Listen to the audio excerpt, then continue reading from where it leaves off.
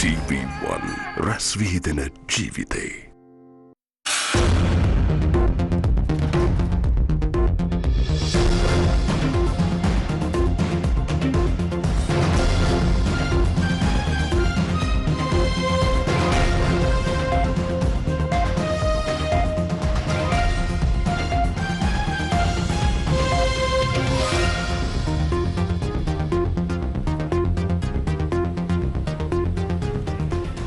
A very good evening to all our viewers and welcome to tonight's edition of Primetime News coming to you live from our Newsfirst studios in Colombo. I'm Arundhati Mudanayaka. Let's start off with a look at the stories making headlines this evening. News First Headlines. Main sponsor.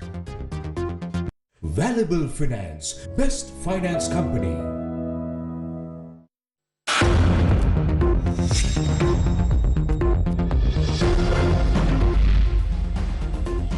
Warns of a Russian invasion in Ukraine anytime soon. But Moscow rejects these claims. 3 police teams continue hunt for suspects who stole artifacts.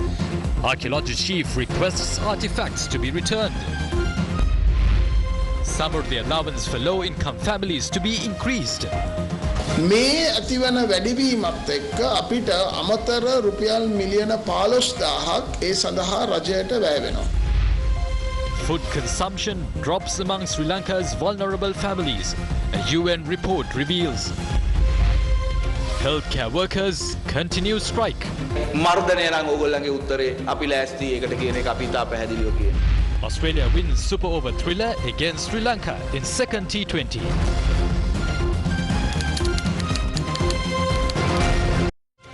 News First Headlines. Main sponsor. Valuable Finance, best finance company.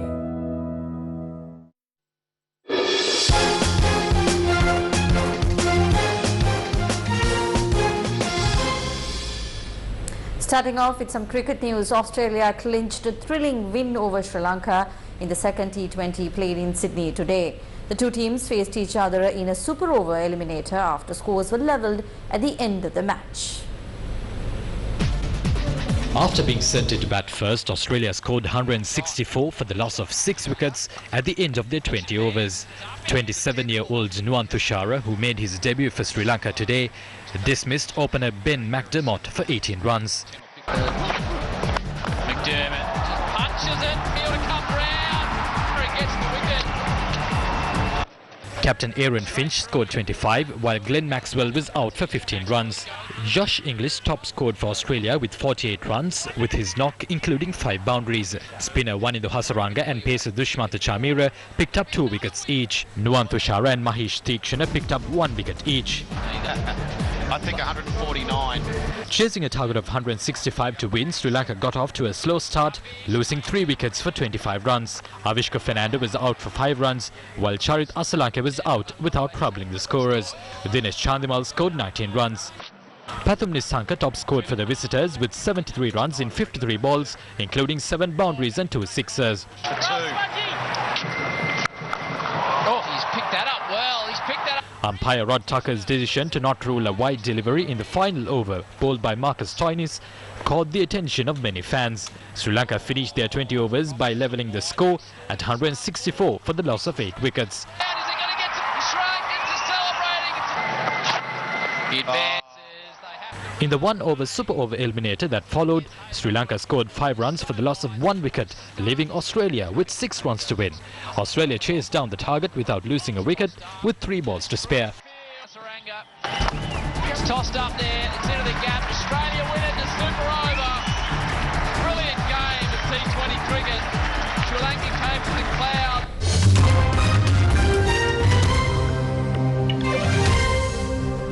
The crisis between Russia and Ukraine is worsening by the minute amid speculation of a possible invasion. Azra Azan joins us now to provide an insight into developments and its impact on Sri Lanka. Tensions that arose between Russia and Ukraine has now become a bigger problem between 2 bigger nations, the United States of America and Russia. Now, Ukraine is situated in Eastern Europe and shares its eastern border with Russia. but the US is on the other side of the world. Now, what exactly went wrong? Russia has urged NATO not to grant membership to Ukraine.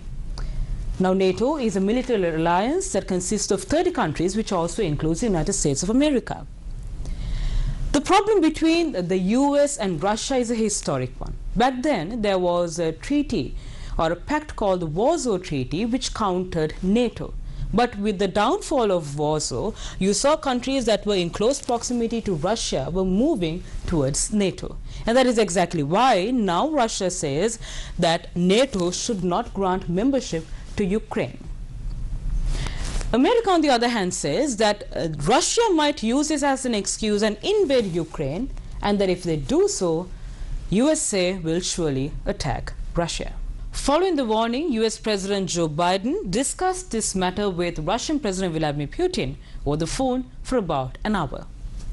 The US yesterday warned that Russia may invade Ukraine before the end of the Winter Olympics. We can't pinpoint the day at this point, and we can't pinpoint the hour, but what we can say is that there is a credible prospect that a Russian military action would take place even before the end of the Olympics. The US President Joe Biden and Russian President Vladimir Putin spoke to each other for more than an hour in a telephone call last night. The US President had said that the US and its allies will respond decisively and impose swift and severe measures on Russia if it invades the Ukraine. The Russian President had responded that it was dangerous to militarize Ukraine and pump it with advanced weapons.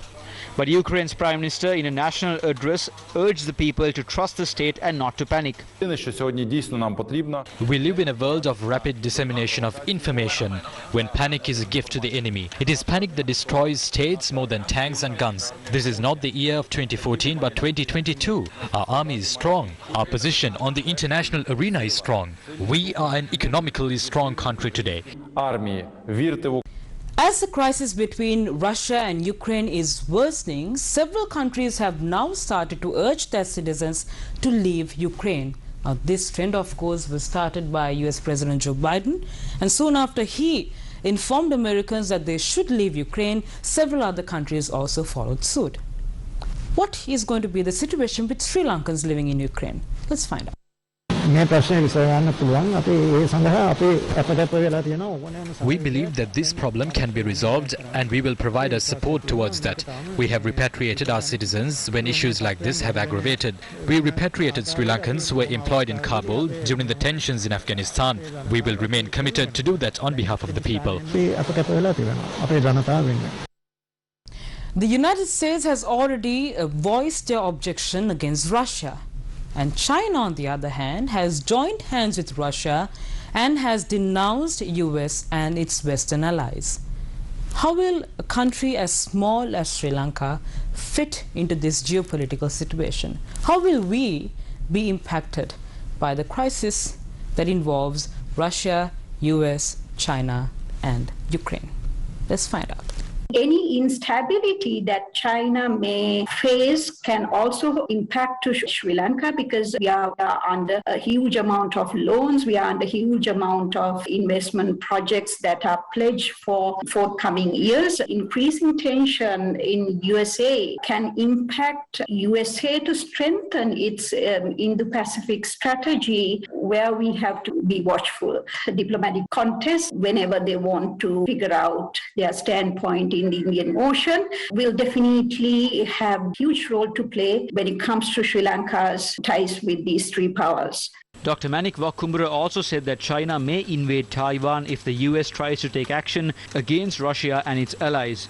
Definitely, yes, because what we see is the modern day events of Cold War time. Now, during the Cold War time, we had experienced a large number of toxic wars where you see enemy parties confronting superpowers take a side of small countries. They invest on militarily, they invest on economically to fight against each other's interests. Former President Maithripala Sirisena says it is important for countries to avoid wars as it is not the answer to any problem. He was speaking at the World Summit 2022, Summit for Peace on the Korean Peninsula in Seoul, South Korea. Governments, bilateral and multilateral international organizations must find solutions to integrate, make peace, unify quarreling groups, militaries, and countries. It is because war and conflict does not have winners. There are no short or instant solutions. The experiences in the unification of Germany and Vietnam show how two contrasting political ideologies could positively merge. It could happen even in Korea, where the two political systems differ. Let us swear that we will not be warmongers and war criminals, but peacemakers, and sacrifice in whatever way is required, because the effects will be universal and will benefit humanity forever if we can bestow peace. Is the food consumption of Sri Lankans declining? Taking a look at local stories now, several artifacts that were stolen from a temple in Rambukkana have not been recovered as yet. This has prompted calls for more protection to be given to Sri Lanka's artifacts. Artifacts under threat. 5 ancient gold caskets and 3 crystal caskets that were stolen from the Kotavehara Rajamaha Viharaya in Rambukkana have not been recovered yet. The Archaeology Department's Director General, Senior Professor Anuramanathunga, said the stolen caskets are of a high national and religious significance. He has requested those involved in the theft to return the artifacts considering their value. We will lose Sri Lanka's oldest casket. We believe that this casket might have been brought to Sri Lanka during the period of Arahat Mahinda or a similar period. The stolen caskets had first been found during excavations carried out in 1956 and 2000. The Department of Archaeology said carbon dating tests carried out on the casket that was discovered in 1956 have revealed that it dates back to 250 BC. Historical records reveal that Prince Kirtitissa had built the Kotavehara Rajamaha Viharaya during the reign of King Devanampia Tissa. The oldest evidence of silk in South Asia was also discovered from this site. 3 police teams are now investigating the theft. The officer in charge of the Rambukkana police station can be notified about any leads on 071 859 1419. Police said the CCTV cameras at the room in which the caskets were stored had been inactive for 3 months and that the other security cameras are not working. The Dayaka Sabha says one stolen casket, which is a replica of the great Sanchi Stupa in India, had been stored in a glass case about 2.5 years ago. As the president of the Dayaka Sabha, I took steps to lock this in a safe. We slept near that. That was how we protected this artifact. The main reason for the theft was because it was moved outside. I remember that an ancient statue was stolen from the Parape Purana Viharaya about 1.5 years ago. Although investigations were conducted, we can't see any progress on that. Therefore, I am worried whether this would be the same fate here as well.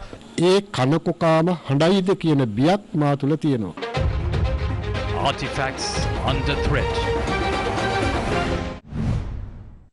The Surakimu Sri Lanka movement commented on the theft at a media briefing today. Our artifacts have constantly come under threat by treasure hunters. Who was punished over the theft at the Colombo National Museum? Who was behind that? Who are the main politicians behind that? Instead of punishing them, they can't protect these resources simply by building new chaityas. A program must be carried out to protect them. They must provide security to do this. A land in a mountain range in Ambilipitiya that is rich in biodiversity is to be leased out to a private company for mining. This has stirred concerns among area residents and environmentalists. The Sankapala Galabokka mountain range in Ambilipitiya is home to rich biodiversity, protecting more than 100 species of fauna and flora, including medicinal plants. Area residents lament the national resource, which consists of both external and internal water resources, has been neglected for several years. Our cameras captured the fate that has befallen this ancient sanctuary that is now facing destruction as a result of being neglected. Some areas in the Galabokka mountain range have already fallen prey to illegal excavations by certain groups. Residents say the government is planning to give away 200 acres of land in the mountain range to a private company to mine for minerals such as calcite, dolomite and silicate. Environmental groups visited the area today.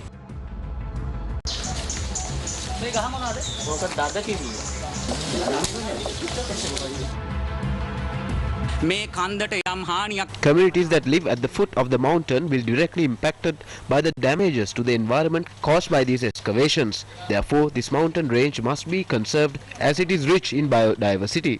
We cannot allow this mountain range to be leased out to private companies run by the government's henchmen to earn profits. We remind the President to avoid doing this and to pay attention towards conserving this sanctuary.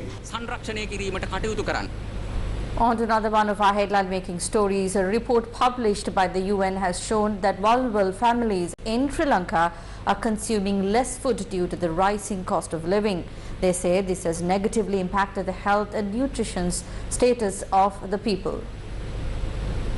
The United Nations Food and Agriculture Organization says Sri Lanka's vulnerable families may have reduced food consumption due to rising costs. In a report, the UN's Food and Agriculture Organization said many families have reduced food consumption or switched to cheaper and less nutritious food due to the rising cost of living. It added that this has had an overall negative effect on their food security, health and nutrition status. The report observed that the cost of rice surged last month, more than 50% above the cost at which it was sold in January last year. Earlier, the Food and Agriculture Organization had said Sri Lanka is ranked on top in South Asia for child wasting. Child wasting refers to a child who is too thin for his or her height and is a result of recent rapid weight loss or the failure to gain weight. UN indicated that child wasting is very high in Sri Lanka and India, as per the criteria set by the World Health Organization. State Minister Shahan Semasinga says some of the allowances distributed among low-income families will be increased by 28%. He made these remarks in Anuradhapura today. The government has decided to increase the Samurdhi allowance by 28% for the beneficiaries. Accordingly, a family that received an allowance of 3,500 rupees will now receive an allowance of 4,500 rupees. A family that has received 2,500 rupees so far will now receive 3,200 rupees. The family that received an allowance of 1,500 rupees receives an allowance of 1,900 rupees. The government will have to spend an additional 15 billion rupees on this. The government expects to spend a total of 65 billion rupees this year to provide some of the allowances. The raised allowances will be paid from tomorrow. Farmers in Sri Lanka are continuing to face the brunt of the fertilizer crisis at present. They say they haven't been able to reap a good harvest during this cultivation season. Farmers of Damana in Ampara used organic liquid fertilizer provided by the government to cultivate crops. Many farmers who cultivated paddy and corn with the hope of reaping a good harvest are now lamenting over their fate. Compose දාලා දියර පොහේ තමයි මම ගැහුවේ. කජෙන් දීපු. දැන් ඉතින් මේවා තමයි අපිට වෙලා තියෙන්නේ. කරල් ඇත්තෙත් නෑ. අපි දැන් රටට ණය වෙලා ඉන්නේ. මොනවා කරන්නද කියලා තමයි හිතාගෙන ඉන්නේ. මේවා කරලා අපිට ජීවත් වෙලා වැඩක් නෑ දැන්. මං ගිය පාර මේ හේනෙන් ගත්ත ලස්ස 4ක් වෙන ගත්ත මහත්තයා. ඉරුඟට පකට 3ක් හිටවලා. මේ පාර ඉතින් දැන් කඩන්න දෙයක් නෑ. මේ චූටි කරලා වැඩකුත් නෑනේ. අපිට දැන් ඉතින් මේවා කරලා ජීවත් වෙන්න විදියක් නෑ. Some farmers say they have given up farming as they can't repay the loans they obtained to carry out farming.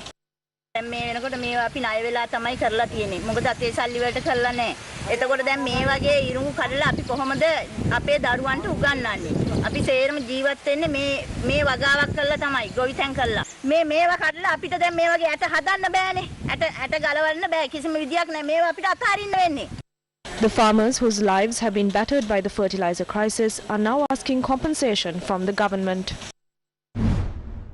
Government MP Tissakku Tiarachi says there are only few problems affecting the people. Some claim that Basil Rajapaksa is a man with 7 brains. This doesn't mean that he has 7 brains. What it means is that Basil Rajapaksa is a leader who has the might of 7 men. He wasn't appointed to reduce the cost of sugar and dal. He came to develop the country's future. Under his program, your village will get 85 billion. The biggest problem you have now is the fertilizer issue. If you think this program won't work, let's stop it. We shall protest in Parliament against it. The President only has to grant approval to reverse the gazette. Fertilizer can be distributed free of charge after that. Why doesn't he want to do that? He wants to take the difficult route. What is the next issue? This is about gas. These are short-term problems. Some complain that the gas cylinders are exploding. Are they still exploding? The milk powder shortage was due to the dollar crisis. The cost of goods doesn't increase always. It will decrease with time. There are only a few issues. When we resolve these issues, what else will be there to be resolved? Will there be explosions? Will there be any international issues? What problems do we have?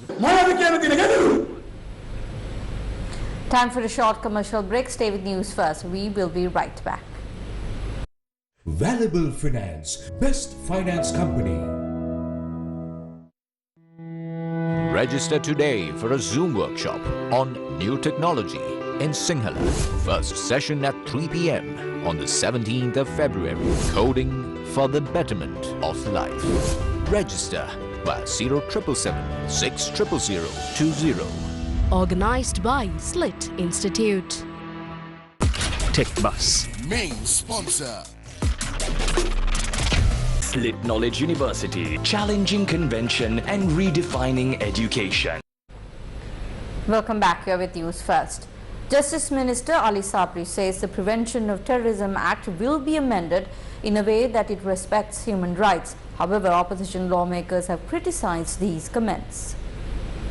Justice Minister Ali Sabri has outlined how the Prevention of Terrorism Act will be amended by the government. This was during the National Law Conference this week.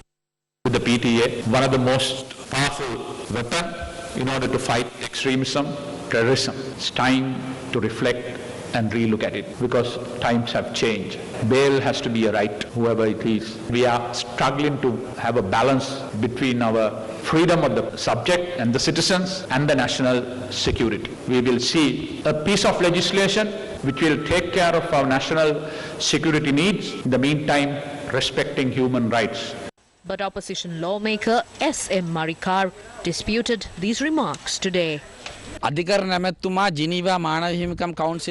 of fear for the UN Human Rights Council, the Justice Minister is shedding crocodile tears on the people's fundamental rights. The Justice Minister doesn't have the right to say that because several people have been arrested and detained for many months before being released without any evidence against them. We wish to tell the Justice Minister that the international community won't be deceived by these lies and to avoid making such foolish remarks as it would make our country a laughing stock.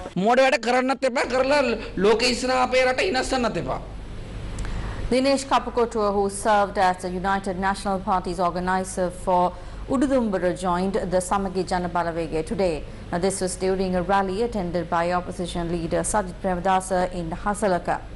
Dinesh Kapukotua also served as the chairman of the UNP's branch in the UK. He is the brother of former UNP General Secretary Senarath Kapukotua. Meanwhile, opposition leader Sajid Premadasa says he will continue to demand the government to withdraw the 25% surcharge tax. He made these remarks at a meeting in Hiriyala this afternoon. The opposition leader received a warm welcome as he attended a meeting in Hiriyala yesterday.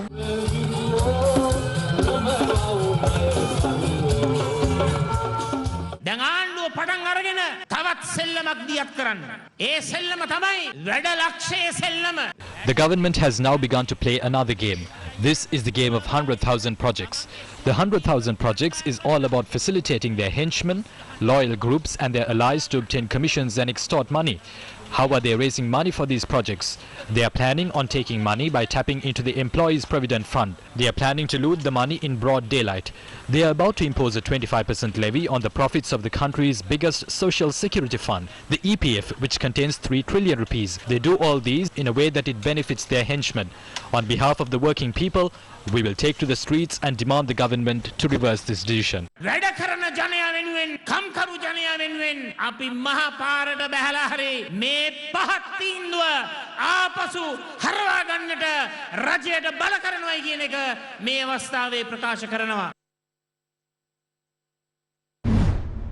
Minister Bandula Gunawardena says the government is planning to amend the surcharge tax amidst objections raised by trade unions and the opposition. අපි දැන් හෙට cabinet මණ්ඩලයට අතිගරු ජනාධිපතිතුමාට මුදල් ඇමතිතුමාට දැනුම් දෙනවා මේ. We have requested the President and the Finance Minister to exempt the Employees Provident Fund and the Employees Trust Fund from the surcharge tax. This will be done once the Parliament amends this law. This is not an issue that requires the country to be divided. This issue is caused because MPs didn't act intelligently. බුද්ධිමත්ව විවස්ථාදායකයේ සමාජිකයෝ විවස්ථාවේ කටයුතු නොකිරීමේ ප්‍රතිඵලයක් තමයි මේ ඇති වෙලා තිබෙන්නේ. කිතුල් ගහට නැග්ග බන්දුල ගුණවර්ධනට සෑහෙන උත්තර ඒ කාලේ ඉඳන් තිබ්බා. Bandhana Gudwardhana has always had something to say. We can't trust this government with a single rupee. They do something corrupt every day. They are denying what they tried to do. Now they are saying that the EPF and the ETF don't contain government funds. They say it belongs to the private sector and the government were only caretakers. Whoever is trying to rob the people of their hard-earned money must stop this nonsense immediately, or else we must bring down this government and send them home. These are the options. We are telling the government to stop acting childishly. The people are sick and tired of this. The government must withdraw this proposal immediately. They must withdraw it completely. They can't issue a cabinet paper like last time and say that they won't give away the East Container Terminal and instead end up giving up the West Container Terminal. You can't say one thing and do another.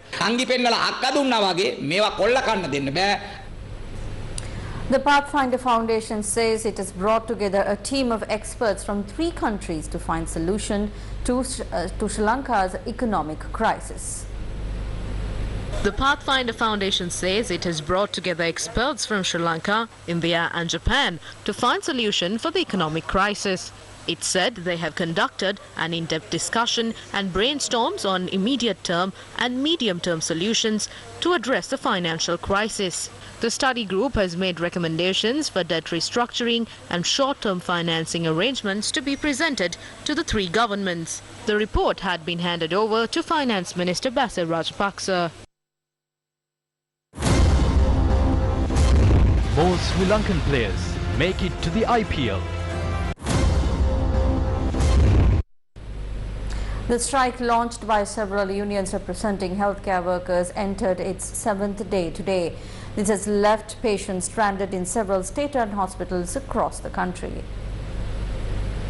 Healthcare workers are continuing their strike based on 7 demands despite an order issued by the Colombo District Court against trade union action. This has affected patients visited medical clinics at state-run hospitals across the country for 7 consecutive days. Our correspondent reported that patients were unable to obtain treatment at the OPD of the Colombo National Hospital and that medicines were not issued either.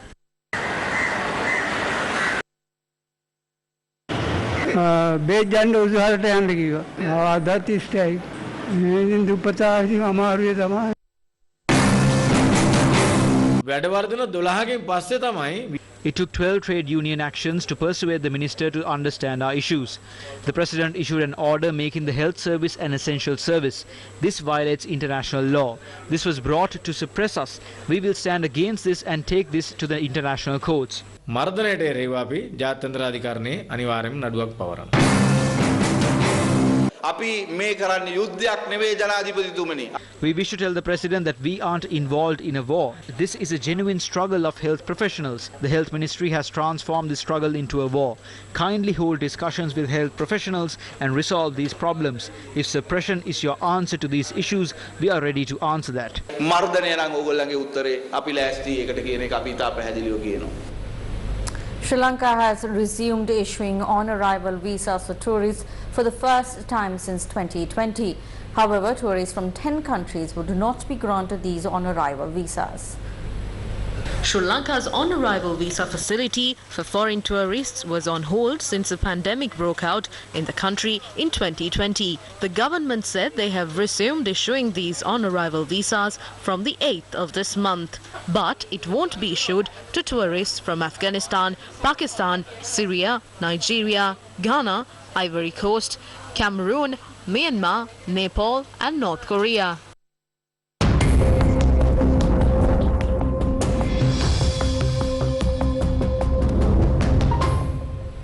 Heavy rains have been reported in many areas during the last 24 hours. This Al Kapage joins us from the newsroom to provide us an update on the weather situation. The Met Department says Avisavella had received 170.8 millimeters, while Batuangala had received 121.8 millimeters of rainfall. Now the Trincomalee district in the eastern province has received the heaviest rainfall, coming up to 186 millimeters. Several incidents of flooding were also reported from the Trincomalee district. Now the Met Department has also warned the public to be precautious, as these provinces towards the south and the east of the country will receive rainfall exceeding 100 millimeters. Kinya, Sinnakinya and Faizanagar were inundated by floods in Trincomalee. Floods were also reported in Sinnachi and Madavivemba in Batiklo. More than 1,000 acres of paddy fields in Kantale were also submerged in floods due to heavy rain. A house was damaged in a lightning strike in Ambalangoda yesterday. Electrical appliances in another 7 homes were also damaged. Earth Guardian Sri Lanka carried out a tree planting project in Rajavaka, Balangoda yesterday. Earth Guardians is a global organization working on environmental issues and was started in the United States by Shutezkat Martinez. Earth Guardians Sri Lanka is a youth organization that was established in 2018 on various areas surrounding reforestation, animal rights, reducing plastic pollution and conserving marine life. There are so many benefits to this. First of all, it reduces human-animal conflict, like the human-monkey conflict and the human-elephant conflict. It also provides food for the wildlife, and we're adding 3 acres to the 25-acre reforestation project by the Rainforest Protectors Sri Lanka. The tree planting project that commenced in Rajavaka will continue with approximately 3,000 indigenous plants and trees that are beneficial for the environment will be planted.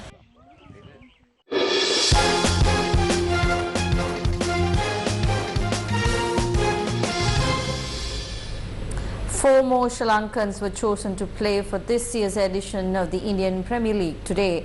This is during the second day of the player auction for the tournament. Sri Lankan speedster Dushmantha Chamira was bought by the Lucknow Super Giants for 20 million Indian rupees. Chennai Super Kings bought Sri Lankan mystery spinner Mahesh Theekshana for 7 million Indian rupees. Kolkata Knight Riders won the bid for all-rounder Chamika Karunaratne at a sum of 5 million Indian rupees. Punjab Kings bought Bhanuka Rajapaksha for 5 million Indian rupees. And with that, we wrap up tonight's edition of Primetime News. Thank you very much for joining us. I'm Arundhati Mudanayaka, together with our interpreter this evening, Brian De Cruz. Good night.